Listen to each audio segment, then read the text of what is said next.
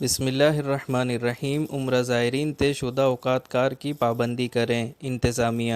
حرمین شریفین انتظامیہ نے عمرہ زائرین کو ہدایت کی ہے کہ وہ اتمرنا ایپ میں دیے گئے اوقات کار کی پابندی کریں۔ سبق ویب سائٹ کے مطابق بھیڑ کو کنٹرول کرنے والی کمیٹی کے سربراہ انجینئر ایمن بن مصطفیٰ فلمبان نے کہا ہے کہ حرم میں بہترین سہولتیں حاصل کرنے کے لیے وقت کی پابندی ضروری ہے۔